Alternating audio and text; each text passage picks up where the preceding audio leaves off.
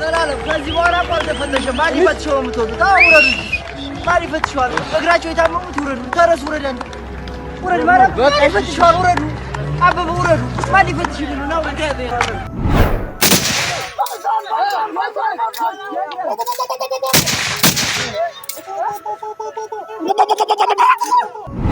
ልጆቻችንም ጀግኖች ናቸው እኔ እግዚአብሔር የተመሰገነውን የአማራ እናት ማህፀን የለመለመ ይሁን ይገል ባንዲ ጥይት ግንባሩን ብሎ ነው ዛሬ ጧት ሳንቾ ባንዲ ጥይት ግንባሩን ብላ ይደፋችሁ በግልጽ ምነግራችሁ አይዚ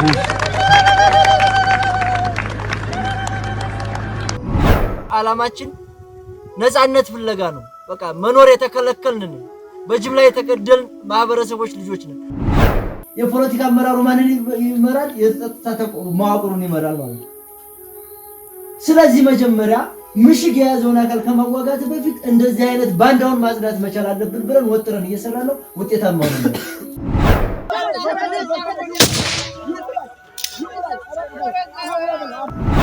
በዓለም ሚዲያ ቢቢሲ በአማራ ክልል ለአመራር ስጋት የሆነች ከተማ የመጀመሪያዋ ተበላሽታለች ወልዲያ ከተማ በጋራ ሆነን በአንድነት ቁመን ይሄን ስርዓት ብናስወግደው የሚል መልእክት ነው ያለኝ ጀግንነት እንዳለን ሁሉ አላማ ሊኖረን ይገባል ለማን ነው እየታገልን ያለው ለማህበረሰባችን እኮ ለህዝባችን ነው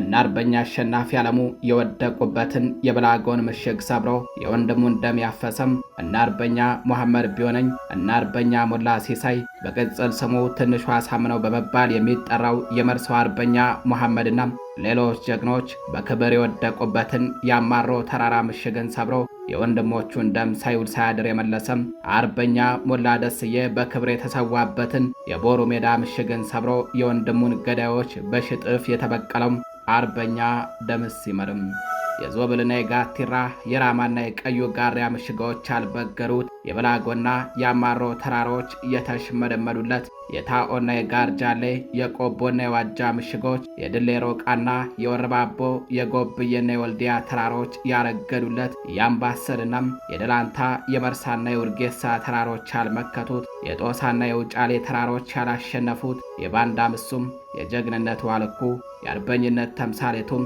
እልህኛው አዋጊ ጥንቁቁ የመረጃና ደህንነት ሰው አርበኛ ደምስ ይመርም እነሆ ሰኔ 5 2017 ዓ.ም በወሎ ቤት አማራ ቀጥና ዋድላ ወረዳ ቋና ልዩ ቦታው እንባጮ ተራራ ላይ ያገዛዙን ጥምር ጦር ከአመራር እስከ እግረኛ ሰራዊት ተረፍርፎ ከልብ ጓደኞቹ ጋር በጀግንነት ክቡር መስዋዕትነትን ከተቀበለም ዛሬ ድፍን 1 ዓመት ሞልቶታል። አርበኛ ደምስ ይመር አርበኛ ኮራ ደረቤ አርበኛ ጌታቸው አሻግሬ እንደ ተጠባበቁ እንደ ተማመኑ እስከ መጨረሻዋ ህቅታቸው ድረስ ከጥላት ጋር ግሮቦ ለግሮቦ እንደ ተናነቁ ክቡር መስዋዕትነትን ከተቀበሉ ዛሬ ሰኔ 5 2018 ዓ.ም ድፍን 1 ዓመት ሞልቷቸዋል። ዛሬ የአማራ ህዝብ ከመቼውም ጊዜ በላይ በህልውና ጦርነት ውስጥ ይገኛል። ይህ ጦርነት ህዝባችን የታሪክና የማንነት ክብሩን አስጠብቆ እንዲቀጥል የሚደረግ የሞሽረት ትግል ነው። የአማራን ህዝብ ህልውና አስጠብቆ እንደ ህዝብ ለማቆምና ህልውናውን አስከብሮ የመኖር መብቱን ለማረጋገጥ እንዲሁም እስካሁን ለተፈጸመበት ሁሉን አቀፍ ግፍና መከራ ፍትህ ርትዕ ለማስፈን ሀገርን ከውድመትና ከመፍረስ ለመታደግ በሚደረገው በዚህ ተጋድሎ አያሌ አማራዎች አንድያ ነፍሳቸውን ውድ አካላቸውን አበባማው የወጣትነት እድሜያቸውን እንቁ የጉልምስና ጊዜያቸውን እንዲሁም ሀብት ንብረታቸውን ያላንዳች ስስት አሳልፈው ሰጥተዋል። ካለፉት 50ና 60 ዓመታት በፊት ጀምሮም ቀጥተኛ በሆነና ቀጥተኛ ባልሆነ መንገድ የጅምላ ፍጅት ሲፈጸምበት ስለነበረውና አሁንም እየተፈጸመበት ስላለው የአማራ ህዝብ ሲሉ በርካታ ወጣቶች አበባው እድሜያቸውን ወርቃማው የእድሜ ዘመን ወጣትነታቸውን ከመስጠት ጀምሮም አንድያ ነፍሳቸውን ያለምንም ስስት ገብረዋል። የህዝባቸውን ህልውና ለማረጋገጥና ፍትህ ርትዕ ለማስፈን ደረታቸውን ለጥይት አንገታቸውን ለሰይፍ ሰጥተው ከጥላት ጋር አንገት ለአንገት ተናንቀው በክብር ካለፉ ጀግኖች መካከል የወሎይቱ ልጅ የእጁ ቀበጥ የቀትር እሳት የሚገላመጥ የተባለለት የዋድላው እምባጮ ተራራ ክቡር ሰማዕቱ አርበኛ ደምስ ይመርና ጓዶቹ ተጠቃሾች ናቸው። የአማራ ህዝብ ከተደቀነበት አደጋ ነፃ ሊወጣ የሚችለው ከአብይ አህመድ ቡድን ወታደሮች ጋር በየቀኑ ከሚያደርገው ውጊያ ጎን ለጎን አድርባይነትን፣ መንደርተኝነትንና ጎጠኝነትን፣ ተረኝነትና ሆዳደርነትን አብሮ መዋጋት ሲችል መሆኑ ሳይታለም የተፈታ ሐቅ ነው።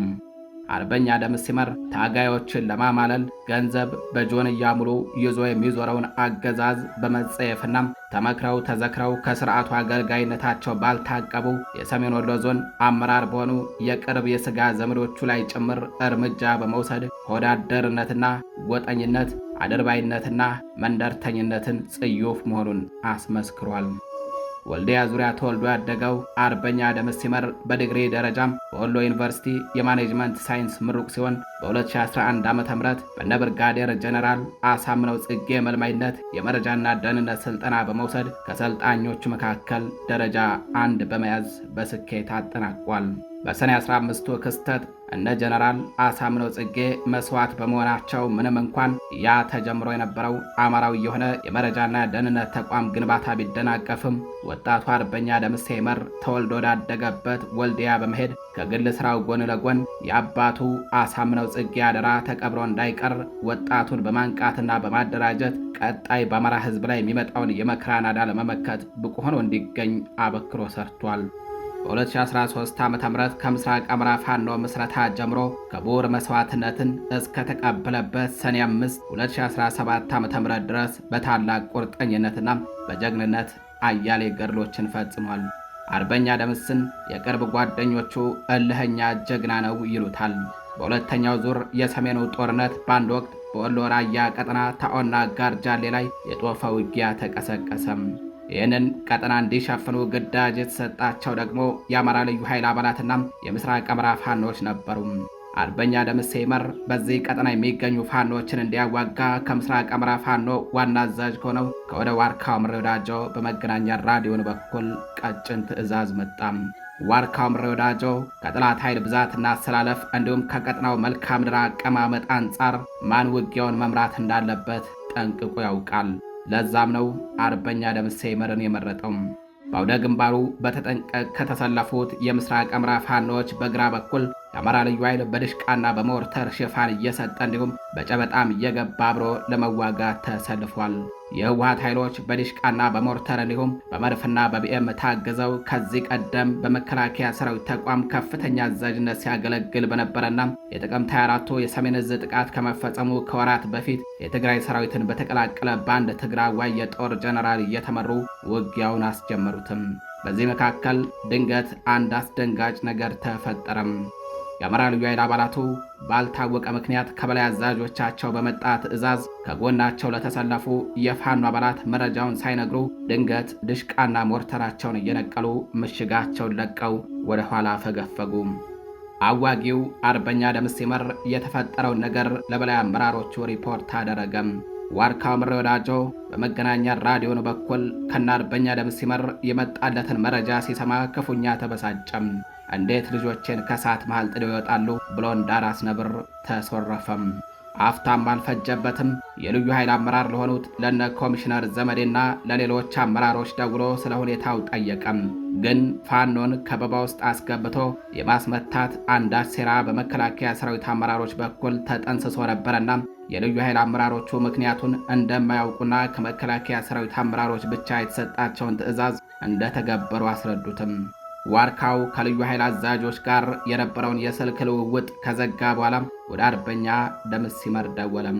ምንም እንኳን ያ ግዙፍ የምስራቅ አማራ ፋኖ ከጠላት ማርኮ ከታጠቃቸው ድሽቃና ሞርተሮች እንዲሁም ሌሎች እጅግ ዘመናዊ የቡድንና ከባባድ የጦር መሳሪያዎች መካከል አንዳቸውም በታኦና በጋርጃሌ ቀጠና አልነበሩም።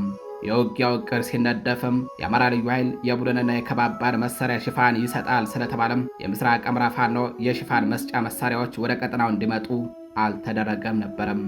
በዚህም ዋርካው ምሬ ወዳጆ በራዲዮን መገናኛ መስመሩ ላይ ለሚገኘው ለአርበኛ ደምስ ሲመር የከባድ መሳሪያ ሽፋን የሚሰጣችሁ የለም፣ ጠላት ከታጠቀው መሳሪያ ጋር አትመጣጠኑም፣ ትበሉብኛላችሁ፣ ጦሩን ይዘህ ወደ ኋላ ውጣ የሚል ቀጭን ትዕዛዝ አስተላለፈም።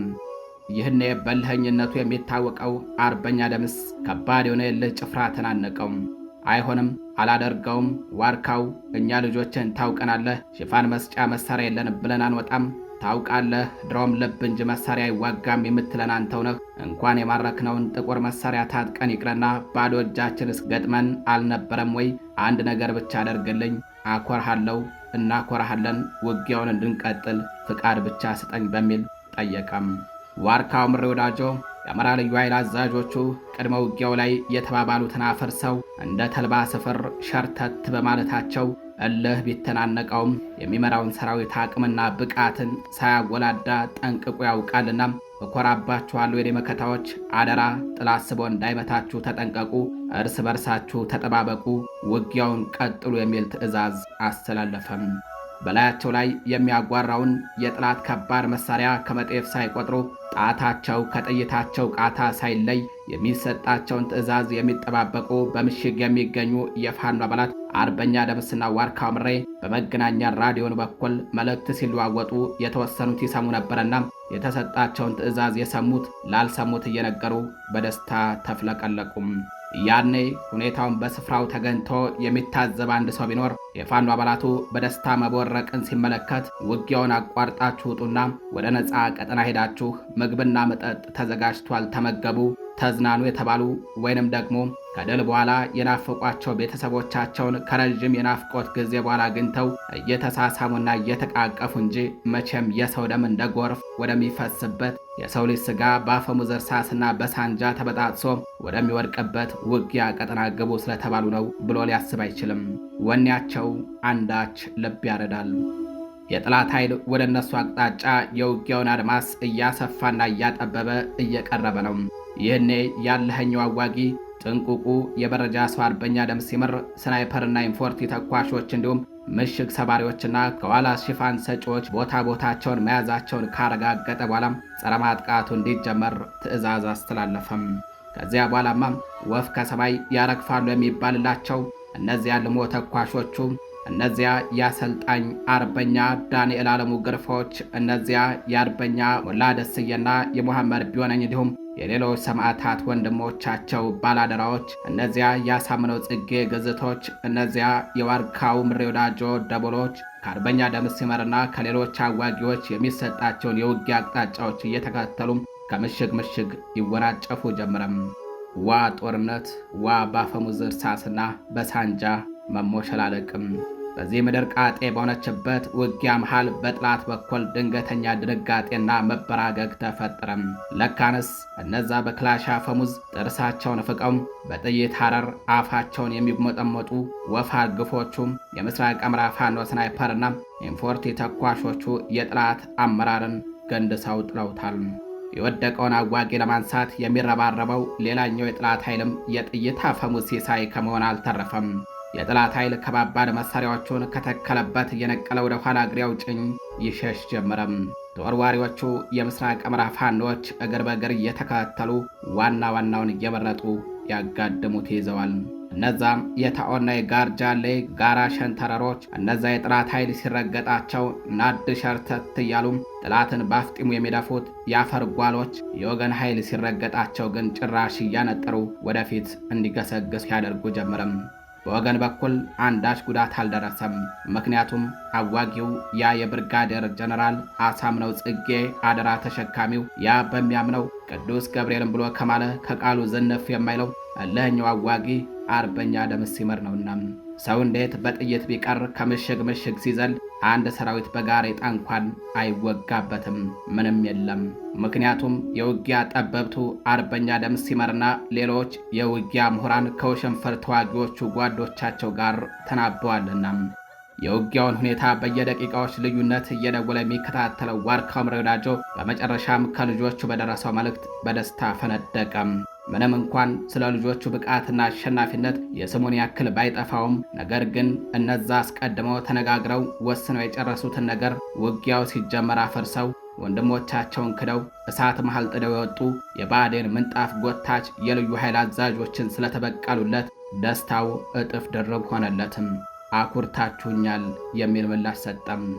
አርበኛ ደምስ ሲመር የሰሜኑ ጦርነት እንዳለቀም ከ2015 ዓ.ም ወርሃ ሚያዝያ ጀምሮ አገዛዙ ዳግም በአማራ ሕዝብ ላይ ያወጀውን ጦርነት በመመከት ጦር አደራጅቶ ከመዋጋትና ከማዋጋት ጀምሮ ውድ ሕይወቱን ያለ ስስት እስከ ገበረበት ዕለት ታሪክ በወርቅ ቀለሙ የሚከትበው ታላቅ ገድል ፈጽሟል። አርበኛው በተለይ በአማራ ሕዝብ ትግል ታሪክና በአማራዊ ብሔርተኝነት ገድል ጮራ ፈንጣቂና ፈርቀዳጅ በሆኑት በእውቁና በአዋቂው በፕሮፌሰር አስራት ወልደየስ ስም አንድ ተወርዋሪ ብርጌድ በማቋቋም ከወልዲያ ጀምሮ በወሳኝ ከተሞች ላይ ሸማቂ ጦር አደራጅቶ ታላቅ ገድል ፈጽሟል። አርበኛ ደምስ ሲመርና ጓዶቹ የአማራ ጥላቱ ሆዳሙ አማራ ነው እንዲሉ ፕሮፌሰር አስራት ወልደየስ አይቀሬውን የአማራን ሕዝብ የድል ቀን ለማራዘምና ለማጓተት የትግል አሜከላሾህ በሆኑ የወልዲያ ከተማና የሰሜን ወሎ ዞን ካድሮች ላይ መብረቃዊ እርምጃ በመውሰድ ቀጠናውን ለባንዳና ለጥላት ወታደር ሲኦል በማድረግ ተአምራዊ ገድል ፈጽመዋል። ራሱ አርበኛ ደምስ ሲመር የጥላት ቤት አንኳኩቶ በመግባት ቦምብ እንደ ዳቦ አጉርሷቸው የወጣበት አጋጣሚዎችም አያሌዎች ናቸው። አርበኛው የጥላትን ጓዳ ብርቁስቁስን ያወጡ የጥላት ጦር በቦምብና በክላሽ ዳሽቆ እንዲቀር ያደረጉ ስኬታማ የሆኑ ኦፕሬሽኖችን ከመንደፍና ራሱ ቀጥታ በግንባር ተገኝቶ ከመምራት ጀምሮ በተለይ በተካነበት የመረጃና ደህንነት ሙያም የጥላት ጓዳ ጎድጓዳ ድረስ ዘልቆ በመግባት የጥላትን መረጃ በመመንተፍና እቅዱን አዛብቶ በማሽመድመድ ረገድ አያሌ ገድል በመፈጸም ስሙ በወርቅ የታሪክ መዝገብ ሰፍሯል። አርበኛ ደምስ ሲመር ከ2016 ዓ.ም መጨረሻዎቹ ወራት ጀምሮ በኩላሊት ህመም እየተሰቃየም ቢሆን እኔ በከባድ መሳሪያም በጅምላ ከሚጨፈጨፈው የአማራ ሕዝብ አልበልጥም በሚል ህመሙን ችሎ በትግል ላይ ነበረም።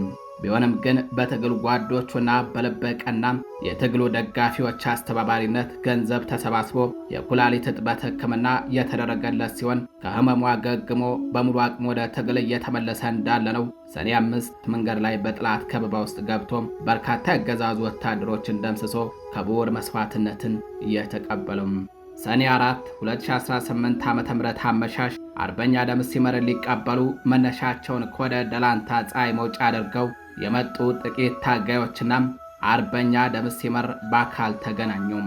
ከነዚህ መካከል በበነገታው ከአርበኛ ደምስ ሲመር ጋር መስዋዕትነትን የተቀበሉት በትግል ስሙ አባ ግርሻ እየተባለ የሚጠራው አርበኛ ኮራ ደርቤና ቦምበኛው አርበኛ ጌታቸው አሻግሬ ይገኙበታል። አርበኛ ደምስ ለሕክምና ከሄደ ጀምሮ ተገናኝተው አያውቁምና ከወራት ናፍቆት በኋላ ሲገናኙ እየተላቀሱ ተቃቅፈው ሰላምታ ተለዋወጡም። አዳራቸውን የጥላትን ቀጠና እየሰነጠቁ ሲጓዙ አድረው ሰኔ 5 2017 ዓ.ም ረፋድ 5 ሰዓት ገደማ በሰሜን ወሎ ዞን ዋርላ ወረዳ ቋና አካባቢ ልዩ ቦታው እምባጮ ተራራ ላይ በበርካታ አቅጣጫዎች በጥላት ከበባ ተፈጸመባቸው። ከበባውን ሰብረው ለመውጣት 6 ሰዓታትን የፈጀ ውጊያ አደረጉም። በዚህ ውጊያ ከጥላት ኃይል በኩል አዋጊዎችን ጨምሮ በርካታ ቁጥር ያላቸው የአገዛዙ ወታደሮች ሲገደሉ በርካቶች ቆስለው ለሕክምና ወደ ኮንና ጋሸና ጤና ጣቢያ መወሰዳቸውን በዕለቱ ጣቢያችን መረብ ሚዲያ የዓይን እማኞችን ዋቢ አድርጎ መዘገቡ አይዘነጋም። በዚህ ዕለት ከ6 ሰዓታት ትንቅንቅ በኋላም አርበኛ ደምስ ሲመር እንዲሁም አባ ግርሻ ተብሎ የሚጠራው አርበኛ ኮራ ደርቤና በትግል ስሙ ደፋሩ ተብሎ የሚጠራው የቦምብ ጠበብቱ አርበኛ ጌታቸው አሻግሬ ስለ አማራ ሕዝብ ሲሉ ያለምንም ስስት ውድ ሕይወታቸውን በመስጠት ክቡር መስዋዕትነትን ተቀበሉም።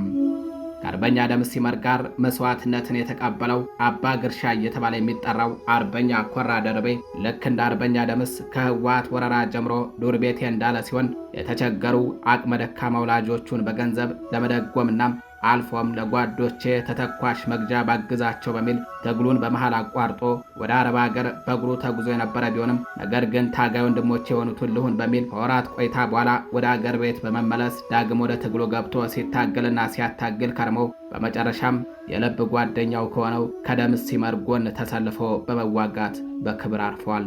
በዋርላ ወረዳ የእምባጮ ተራራው ሙሽራም ጸረ ባንዳው የሰርጂካል ኦፕሬሽን ጠበብቱም ጥንቁቁ የመረጃና ደህንነት ሰው አርበኛ ደምስ ሲመር በውጊያ ከሚያሳየው ጀግንነቱ ጎን ለጎን ቅን አሳቢ ጠርጣራና እንደ ቆቅ ንቁ ባህሪን የተላበሰ አንጸባራቂ ጀግና እንደነበር የትግል ጓዶቹ ይመሰክራሉ።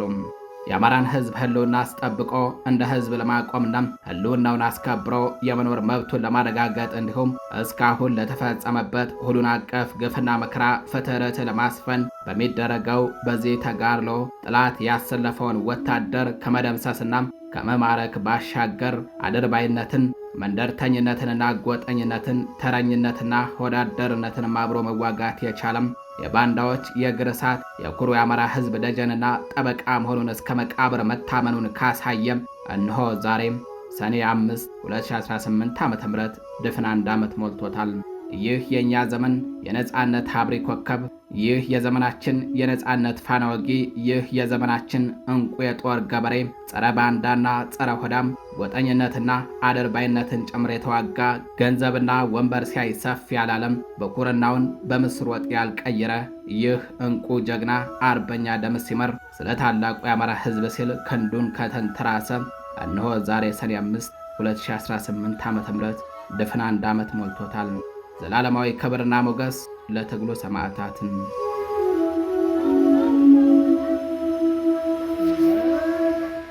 ዘላለም ከዚህ በኋላ አልተፈተሸም። ማን ይፈትሸው? የምትወጡት ውረዱ። ማን ይፈትሸዋል? እግራቸው የታመሙት ይውረዱ። ተረሱ ውረድ፣ አንተ ውረድ። ማን ይፈትሸዋል? ውረዱ። አበበ ውረዱ። ማን ይፈትሽልኝ ነው? እሺ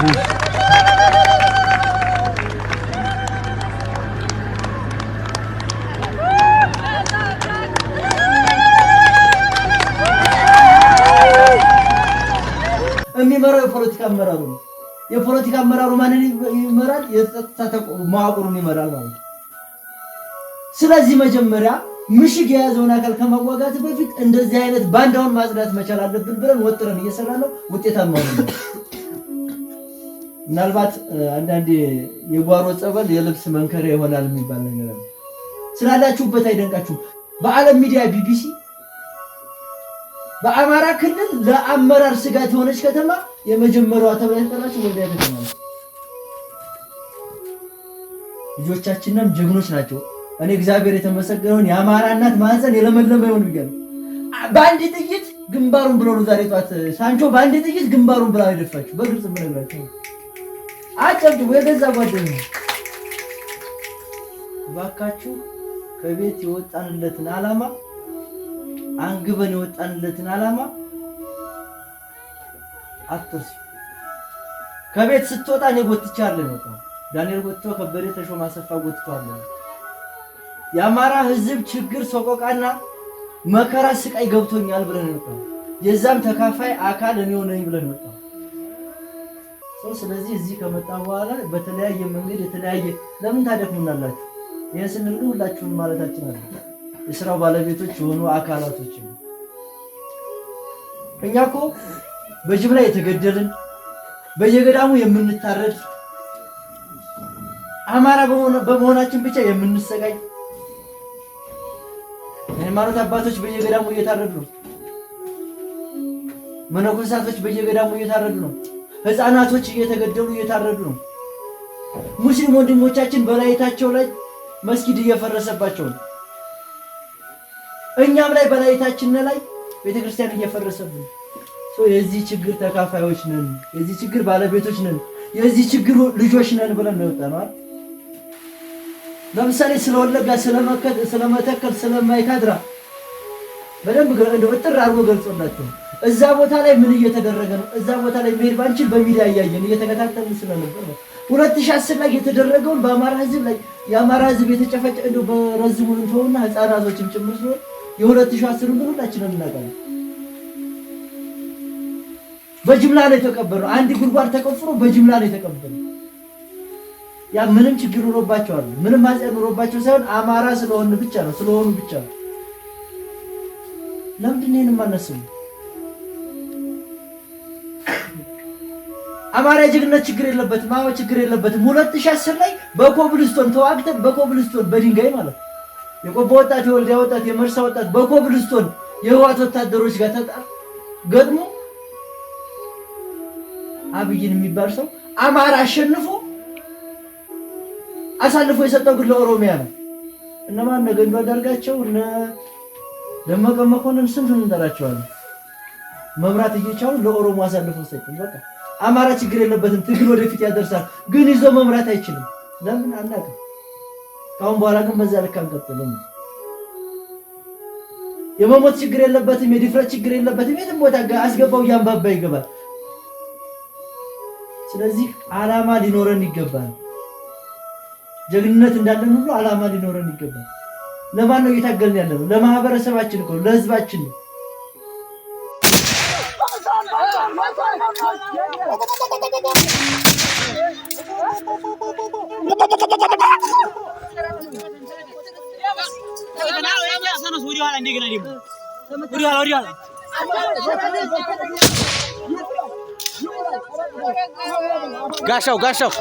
ጋሻው ና ናማ እንካማንሳ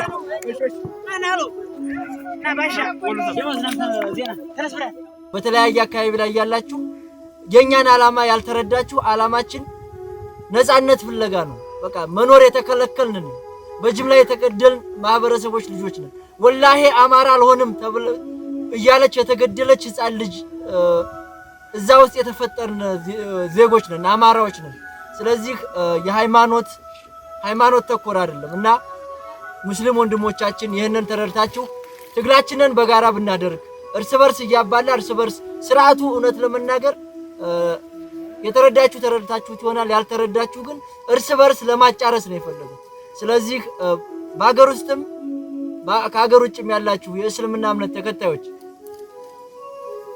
የትግል መስመራችን ምንድነው እንደሆነ ልትረዱልን ይገባል እኛ ነፃነት ነው በተደጋጋሚ ነግሬዋለሁ ነፃነት ፍለጋ ነው ስለዚህ በመጨረሻ ማስተላለፍ እንፈልገው በጋራ ሆነን በአንድነት ቁመን ይሄን ስርዓት ብናስወግደው የሚል መልእክት ነው ያለኝ ጨርሻለሁ አመሰግናለሁ